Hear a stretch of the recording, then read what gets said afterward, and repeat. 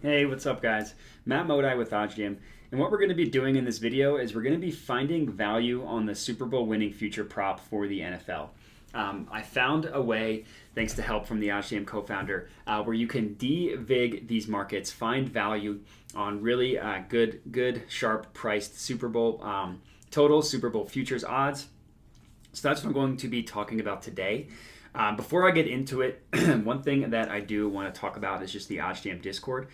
This is something that was recently launched, like maybe a week ago, maybe less than a week ago. And there's been a couple different iterations of it.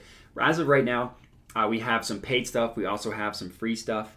We do offer free picks. Like I put one up here on a FanDuel Odds Boost that I thought had a ton of value. We post trophies of our biggest hits. The only rule for this trophies is that the plays had to have been posted somewhere in the Discord. So what you see up here, paid picks, we are offering premium packages if people want to get prize picks or if people want to get the OddsJam expert picks. We're also tracking all of these on this spreadsheet right here. So if you click this spreadsheet that is in the description of the Discord, you'll see everything listed here, right? You'll see all the bets that we've posted, both in expert picks and in prize picks. We track everything, risk, profit, return on investment, units won. We do the same thing for prize picks, and then we track everything for good in this page here, the total profit. So this spreadsheet has, you can access it. It's public. You can access it whether you pay for the Discord or not, or whether you're just on the free. So if you're unsure of whether you want to pay for the premium picks or not, you can follow along to see how we're doing, look at all of our picks. And then if you do want to pay, then you can follow along and just make sure that we're profitable and all that good stuff. So regardless, I do think it's worth joining the OddsJam Discord. I think it has a ton of value. Looks like Alex just posted a play here on a couple, looks like some free plays on some odds boosts. So it's definitely worth checking. The link to the Discord as well as the link to the profit tracker are in the description of the video. The first 4 lines of the description are the most important, so definitely make sure to check those out. I really do recommend getting in on the OddsJam Discord. But regardless, so let's talk about the NFL futures. So what I have up here is just all the futures odds for a bunch of different sports books on the OddsJam site. It's nice having them all on one page. Let me start off. So people, if you're looking through the futures odds trying to find value, everybody knows the OddsJam line is the most accurate line in the world in terms of pricing odds, pulled from Pinnacle, the sharpest sports book in the world. So you might think, oh, Pinnacle prices the Bills at plus 634. I can get them at plus 650 on BetRivers, FanDuel, and PointsBet. To me, that has a ton of value. Not so fast. What you need to do, even for futures markets, you can de-vig a futures market and you can find out the true line of each individual team, what their futures odds should be priced at. And then you can find positive expected value future bets, which I think is really cool. So it's just like positive EV, you need to remove the VIG on the individual play. You need to do the same thing for futures odds as well if you want to find positive expected value futures. So I have everything needed to do that in this spreadsheet. I listed out all the odds, so the team, the sports book, and then let's just go through it. So number one is the hold. It has at almost 24%, which is ridiculous. If you look at just like the hold, if we go to an OddsJam calculator, the hold calculator, just like a standard minus 110, right? Like any sports book you're looking at, minus 110 odds. This hold on that market is like just under 5%, 4.76%. The hold on this market is almost 24%. That's ridiculous. That just shows just how much the juice is charged on these futures odds, and B, how important it is to remove the VIG and find out to remove the VIG to find out the true odds and then place positive EV plays from there. Excuse me. If you do want to learn about the math behind it, I can talk about that here. All you need to know is that the implied odds you can get in terms of percentage, you can get just from a formula. You do 100 as in 100%. You divide that number by 100% again plus what the odds are, so that gives you an actual percent. Once you have that percent for every single team, you can calculate the fair win percentage with the VIG removed. All you need to do is just you sum up the percent multiplied by everything summed together. So if you see here, these are all the implied win percentages. Is at about like 1.24%, which is, 1.24, 124, which is exactly where you get this 24%. So removing the VIG on the fair win percentage, and then we can back out the fair odds from there, which I have in column M. I also have in column G just to make it easier when we're looking through. So I know that was a ton of math. All you really need to know is that these odds here are the no VIG fair odds according to Pinnacle for each individual team. And that's pretty much it. I think it's really cool to look at. So the Bills being the favorite, the sports books give them about 11% chance of winning the Super Bowl. The Bucs, they give about 9%. So if we're just looking at like tier gaps, the Bills are the clear favorite. They're the only team above 10%. Then the Bucs are closer to 9% than 10%. So there's like the Bills are the clear favorite. The Bucs are the clear number 2, with there being about a little over 1% difference between them, the Chiefs, and the Packers. And then the teams are kind of clumped together from there. So in terms of tier breaking, there's a 1 and 2 are in a clear tier. 3 and 4 are in, 3, 4, and 5 are kind of jumbled. The Chiefs, the Packers, and the Rams are kind of jumbled. And then it's all just kind of chaos. So I won't go through it from here. It's just important to understand that removing the VIG is important to do just for futures markets. So the last thing that I did, and this is very simple, is just an if statement. If this sportsbook has greater odds than the fair odds, say yes.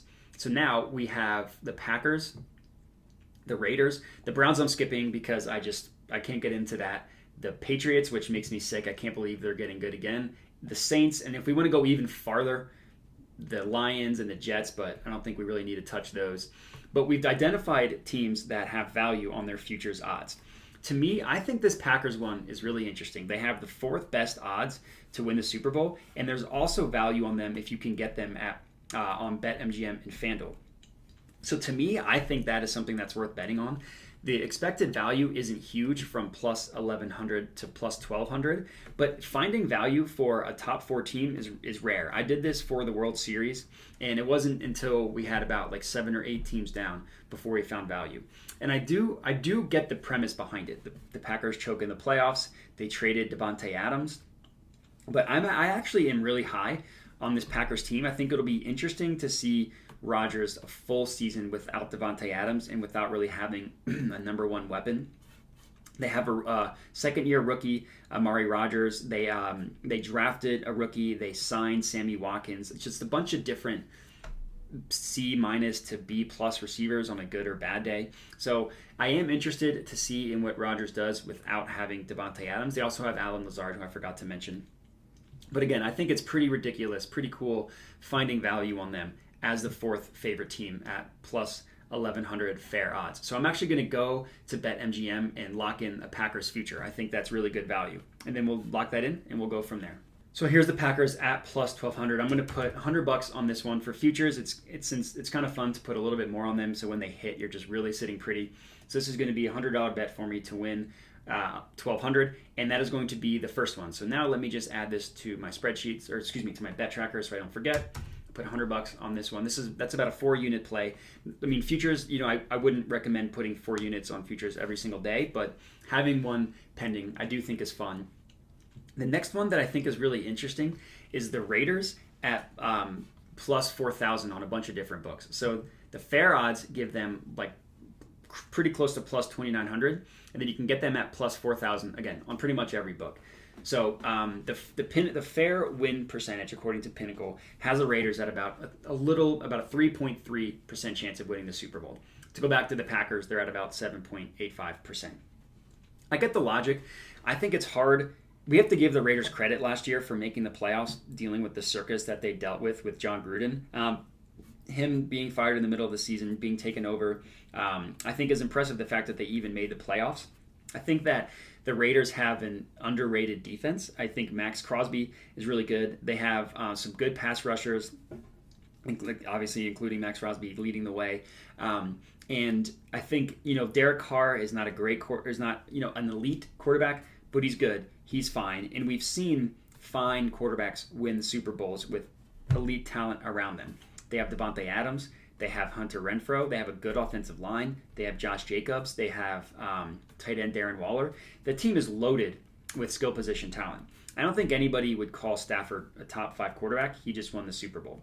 I don't think anybody would call Nick Foles a top 5 quarterback. He won a Super Bowl. Joe Flacco.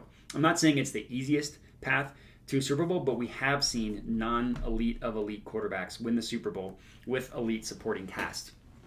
I will admit I'm a little nervous about the Raiders head coach situation. I'm not a huge Josh McDaniels guy. I think that has a better chance of disaster than a Super Bowl if I'm just thinking about it, but my own football knowledge. But I'm not going to go against the math. I do love the Raiders at plus 4,000. So this, obviously, I'm not going to put a 4-unit play on, but I do think it's worth like a 1-unit play. So $25 to win 1,000. I think a 1-unit play is worth it on the Raiders.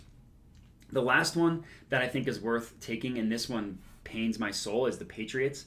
The fair odds give them about plus 3,800 to win the Super Bowl, and you can get them at plus 5,000 all the way on DraftKings. Now, unfortunately, I myself can't lock this in because I'm still working on.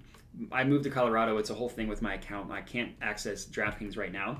But if you can use DraftKings, I do recommend a 1-unit bet on the Patriots to win the Super Bowl. Mac Jones in his second year, I think he showed promise. I do think he's a little overrated. What the Patriots did last year, they just walloped bad teams, and they were okay against good teams, but their point differential was a little inflated because they just annihilated the bad teams. Obviously, Belichick's a great coach. The Patriots have decent weapons, and Mac Jones had a good rookie year, so I wouldn't be surprised. I'd be disappointed the Patriots back in the sun again, but I do think that's pretty good value.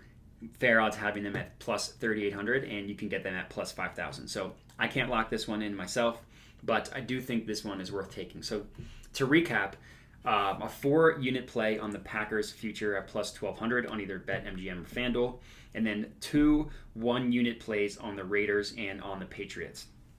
And overall, the process behind this, if you have any questions, let me know. I would love to answer any questions you have. My calendar is also in the description of the video. Feel free to schedule a call with me.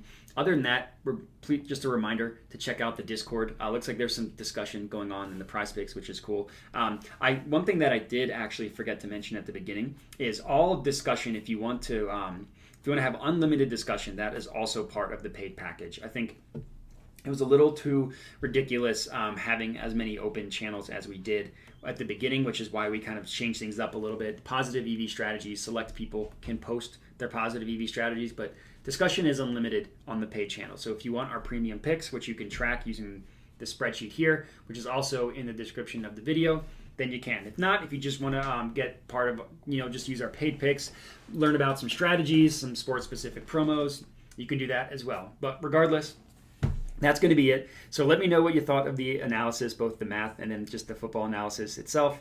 But that's all I got for you. So I appreciate you guys watching, and have a good one.